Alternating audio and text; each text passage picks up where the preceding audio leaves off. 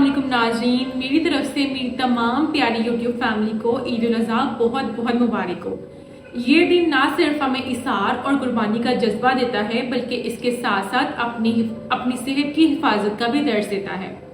आज के इस वीडियो में हम डिस्कस करेंगे कि आप कैसे ईद मना सकते हैं और इसके साथ साथ कैसे अपनी सेहत का भी ख्याल रख सकते हैं। ईद की असल रूह सिर्फ गोश्त खाने या नए कपड़े पहनने तक महदूद नहीं है, बल्कि ईद का असल मकसद ये है कि कैसे हम अपनी ख्वाहिशात पर काबू पाकर अपनी और दूसरों की बेहतरी के लिए कुर्बानियां दें। एक डॉक्टर होने के नाते आज मैं आपसे कुछ बहुत इंपॉर्टेंट पॉइंट डिस्कस करूंगी जिनको मद्देनजर रख के आप अपनी सेहत को ईद पे बरकरार रख सकते हैं और इसके साथ साथ ईद की प्यारी खुशियां भी इंजॉय कर सकते हैं। सबसे पहले तो जैसे कि आपको पता है कि ईद उल अज़हा जो है वो रिलेट ही कुर्बानी के साथ करती है, यानी कि गोश्त के साथ। इस ईद पर आपका फोकस सिर्फ गोश्त खाना नहीं होना चाहिए बल्कि गोश्त को इस तरह खाना होना चाहिए कि ये आपके लिए फायदेमंद हो, वबाले जान ना बने।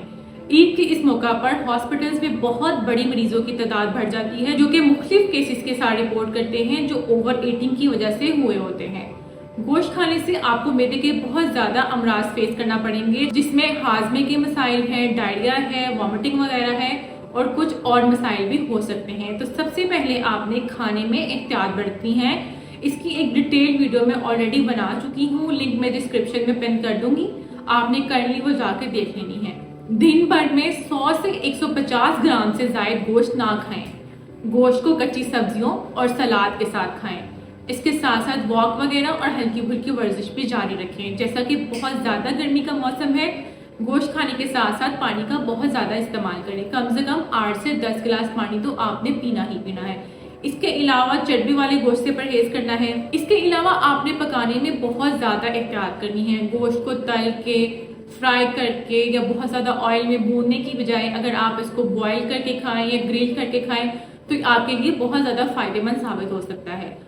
आपने कुकिंग प्रोसेस पे एहतियात देना है। ऑयल भर भर के आपने नहीं यूज करना, ऑलरेडी उसमें बहुत ज्यादा फैट्स होते हैं रेड मीट में, तो आपने ऑयल में भी एहतियात बरतनी है। गोश्त को महफूज तरीके से संभालना यानी कि प्रिजर्व करना भी इंतहाई इंपॉर्टेंट पॉइंट है।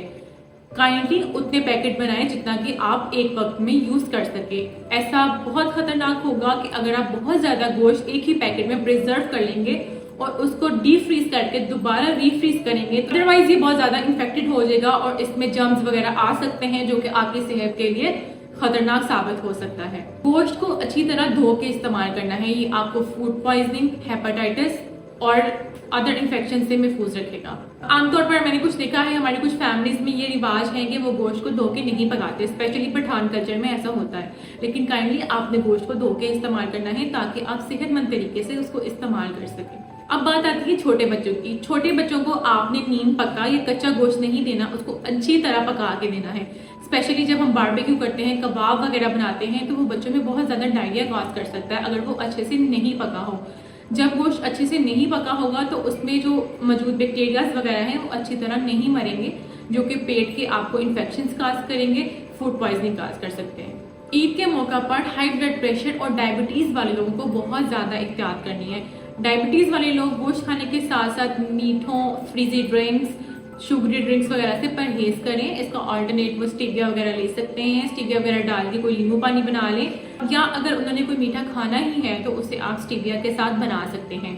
और जो हमारे ब्लड प्रेशर वाले पेशेंट्स हैं उन्होंने अचार, ज्यादा नमक, मसाले वगैरह यूज नहीं करने। और स्पेशली ये वाले पेशेंट्स जो हैं गोश्त की मिकदार 80 से 100 ग्राम से ज्यादा एक वक्त में ना खाएं और अपनी शुगर और हाई ब्लड प्रेशर की मेडिकेशंस कंटिन्यू करें। दूसरा, आप साथ में गोश्त भी खा रहे हैं, ऑलरेडी गर्मी का भी मौसम है, चाय कॉफी से परहेज करें। ये आपकी बॉडी में ज्यादा डिहाइड्रेशन कराएंगे, पानी की कमी का बायस बन सकते हैं।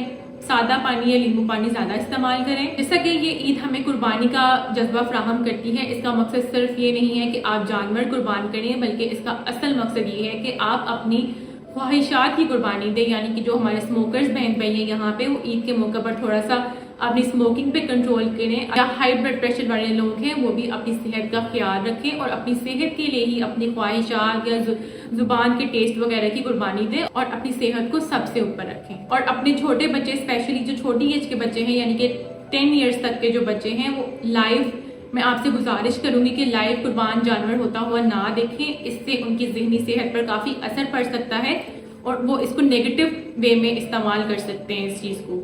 और साथ के साथ आपका जो कुर्बानी का वेस्ट है उसको प्लीज उसी टाइम ठिकाने लगाएं, अदरवाइज ये बहुत सी मक्खियों और कीड़ों की वजह से बहुत सी बीमारियों का बाइस बनता है।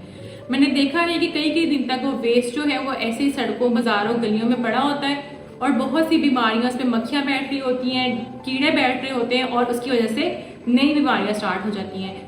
कोशिश करें कि जिस जगह पे कुर्बानी हुई है उस जगह से जो खून है वो साथ के साथ साफ हो जाए, खून को जमने से पहले साफ कर दिया जाए ताकि कोई नई बीमारी फैलने की गुंजाइश ना रहे।